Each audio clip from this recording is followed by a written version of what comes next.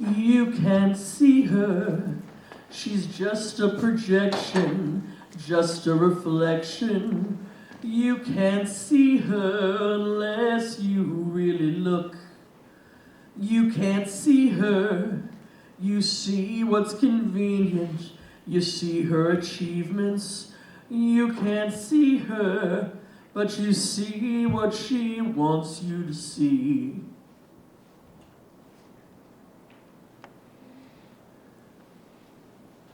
Hey, oh my God, it's so good to talk to you. I just got home. Okay, so did anybody? Yes, okay, I'm so excited to see you on Thursday. Did anybody pick a restaurant yet? Wait, what? Okay, so not dinner, but the show at First Avenue. Honey, I can't do that.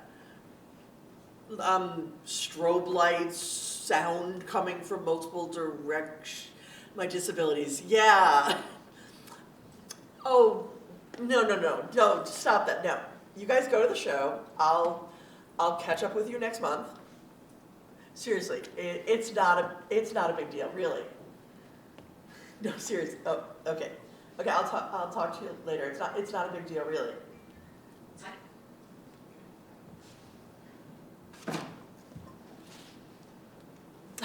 Hi, I'm Rachel. I have severe disabilities.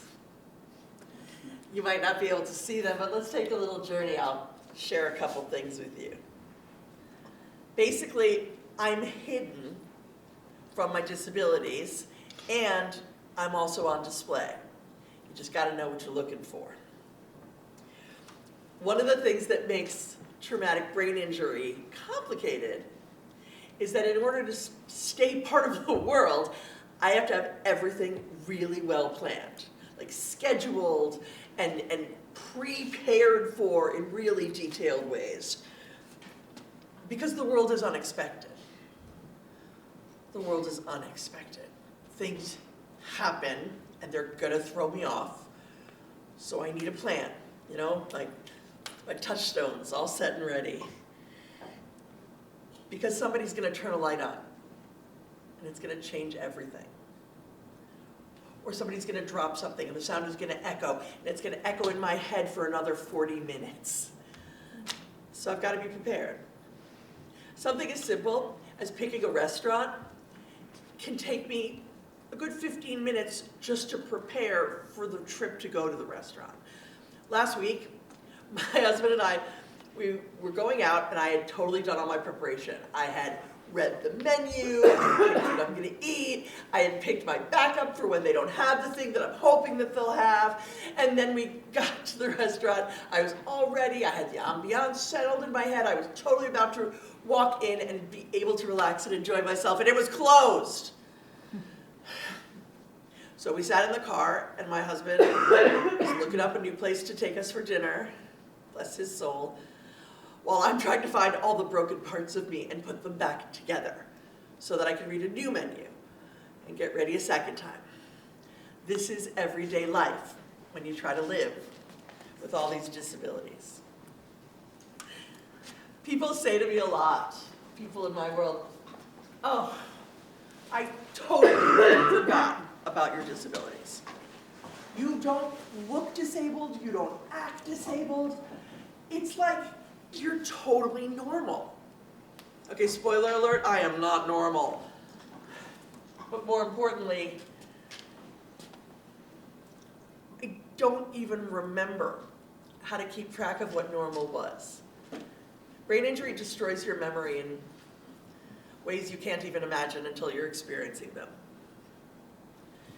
I can honestly tell you, just full disclosure, I have absolutely no memory of the accidents that put me in this position. I can tell you the stories because they've been told to me, but I don't remember them. I don't remember years of my life. They're just gone. I lost a whole section of my childhood, yet I can remember every lyric from a song in the 70s. I don't understand, but that's what happens. So, I don't remember things I have to plan everything. This sounds really depressing. But this is what I do. I hide behind these disabilities so that you don't have to see them.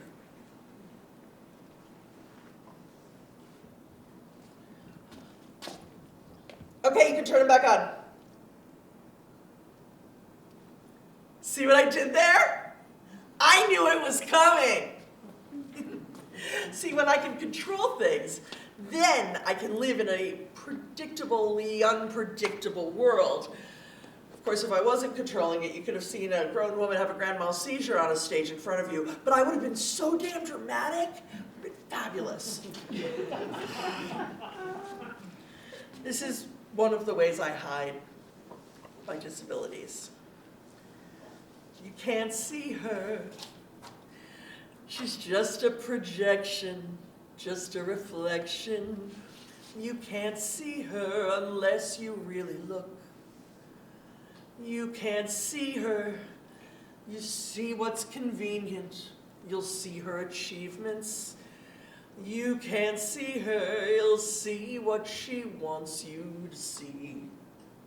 All right, presenting. All right, presenting a spinning Rachel. Give me a sec. Things you don't know about Rachel. One of them is don't send me spinning around. You never know what's going to happen. So here's some of the ways we hide the disabilities. Oh, I'm jumping ahead. One of the ways I hide my disabilities is I always leave early. I always leave early because, as we've talked, unexpected things are going to happen. So I usually arrive late, but at least I left early.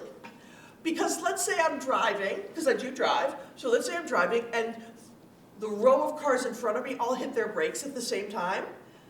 That's like 12 red lights suddenly flashing in my face. Yeah, not really good for driving.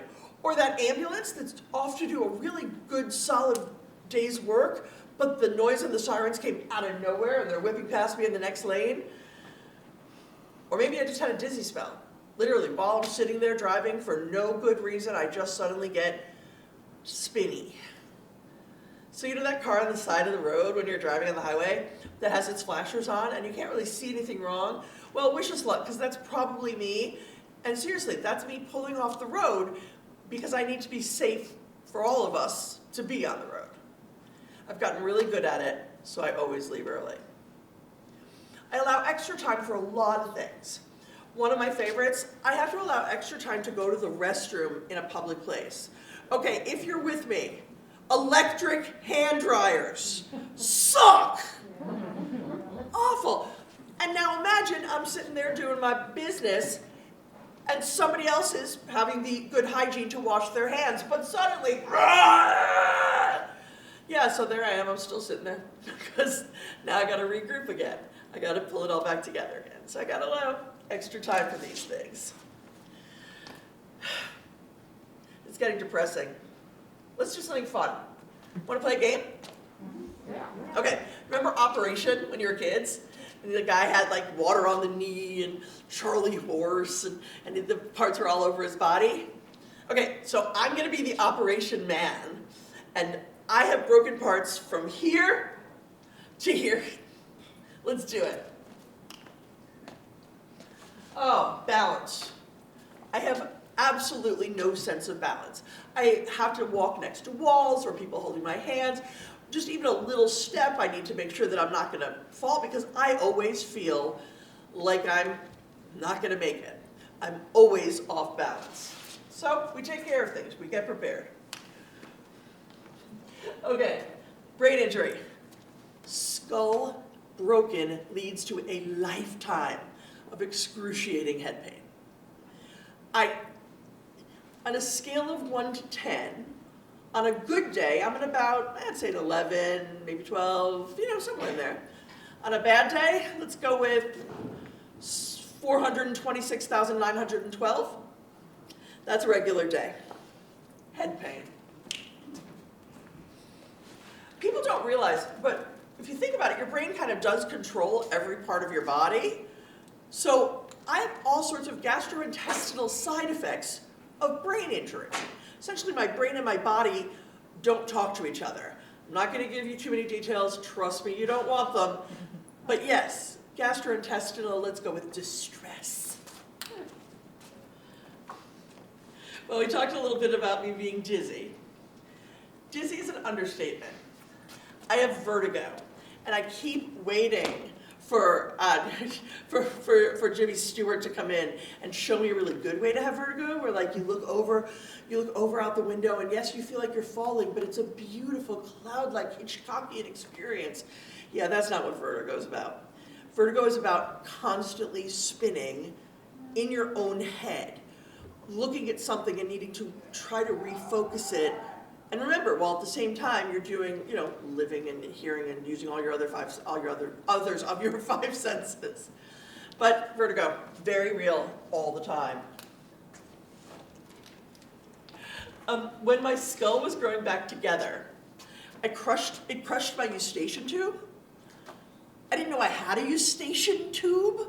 Doesn't that sound like something you'd have when you're pregnant? I had no idea what that was. But as a result of it, 90% deaf in this ear. If you give me too much trouble, I'll have you sit on this side of me and I won't have to listen to you anymore. Oh. Apparently my stomach's upset. I'm a fall risk. I am always ready to fall at any given moment. Stairs are the worst, but really, anytime, there's always a chance I'm about to tumble. Thank God for the loving people in my life who know that and watch for me. My sweet husband has often told me he likes to walk down the stairs and walk in front of me because he may not catch me, but he'll definitely break my fall. Love that man.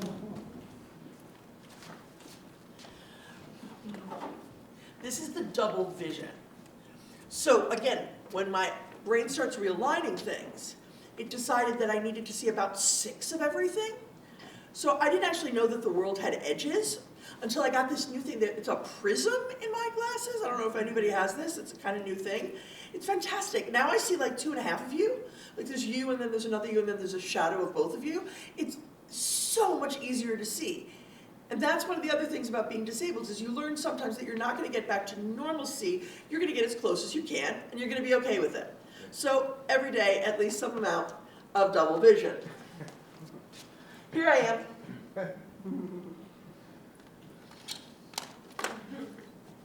This is why I keep these things hidden. I don't want you to be looking at me and thinking these things and seeing these things. So instead, I keep them hidden. How do I do that? How do I live through the craziness that comes with? Well, I take a lot of medication. I take about 26 pills a day. I take a lot of medication. Want to play some pill games? Let's see what we got. So, this one's for shaking. How am I doing today? Yeah, not too bad. I obviously remembered to take that one. Excellent. Okay, this one's for anxiety. Yeah, I'm on stage in front of a whole bunch of people. I think I'll take an extra. Oh, this is for seizures. We've talked about that. This one's is iron, because again, apparently my body doesn't make any iron anymore. But this one is so my body can absorb the iron. So you actually have to take, yeah. All right. This one's for my dry mouth. Now, that's not actually a symptom of my brain injury. That's a symptom of all the pills I take to deal with my brain injury. All have these side effects of dry mouth and dehydration. Absolutely crazy, but if anybody else has that experience, talk to me. I found things actually better and cheaper than Biotin. So let me know if you need a little leg up on that. These 2 are for blood pressure, both high and lower whacked off. This one's for the vertigo, because again, we do need to make sure I can walk through the land. This one's for diabetes. And then I get to also take insulin shots every day. We're still going. This one's for depression. Anybody surprised that I have depression? Anybody else suffer from that? All right, here you go. Wait, I heard someone over here. Here you go. This one's for sleep. You should take that every night.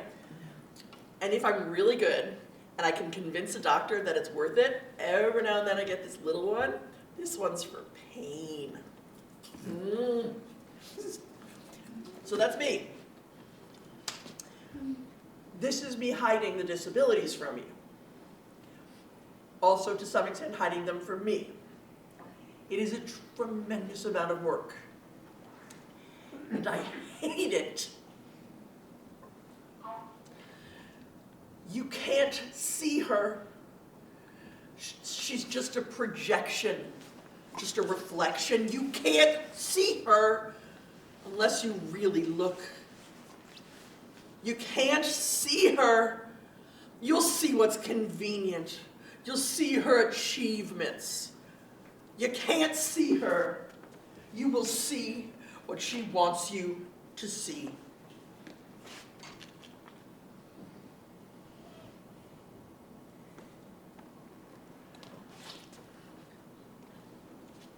That picture scares me. Every time I stand at the top of a flight of stairs, you know what I hear? I've fallen and I can't get up. Yeah, well, you know what? I have fallen and I couldn't get up. And I hear that every single damn time. You know what else I hear? 1 out of 5 times that I legally park my car, someone with, let's go with righteous indignation, will feel drawn to tell me very clearly that you don't deserve that spot. Okay. Do you know how hard it is to get one of these? Do you know how many years it takes to convince medical professionals, administrative professionals, the DMV, that you actually need this? I deserve it for sure. So, the thing is, I need a lot of things. This comes out when I need it. It also comes out when I need you to see it. It's a small way that I get to control my disability's effect on the world, as well as its effect on me.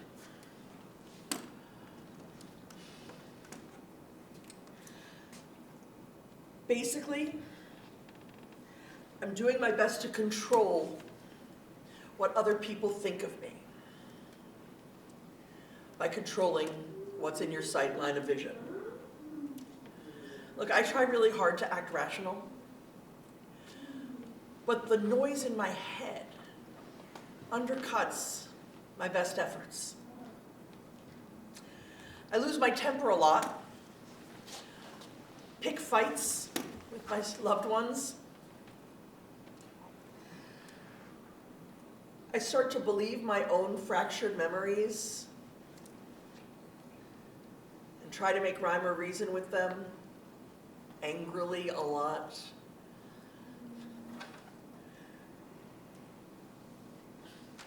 I always have another doctor's appointment. Brain injury isn't ever cured. It develops. My first accident was a little over 14 years ago. And while some things have gotten better, including the fact that I'm not living in a coma in a hospital, other things have continued to get worse and change. And I try to keep in control of it as best I can. So, to handle what's happening, I shine a light on what I want you to see. Got a lot of head pain today, so I think if I went to a doctor or was out in the world, this is what I'd want you to see. I don't want to do it. I hate it. Because at this point, these are things I do because I don't know where the disability ends and where I begin. I'm just not really sure. so you can't see her. Perhaps a projection or just a reflection. You can't see her unless you really look. You can't see her. She'll show what's convenient or her best achievements. You can't see her. You'll just see what she wants you to see. I'm never really sure when you're looking if I'm being recognized or classified. I really don't think I'll ever know for sure.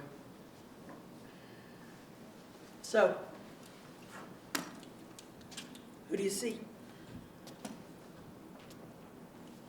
Who sees you?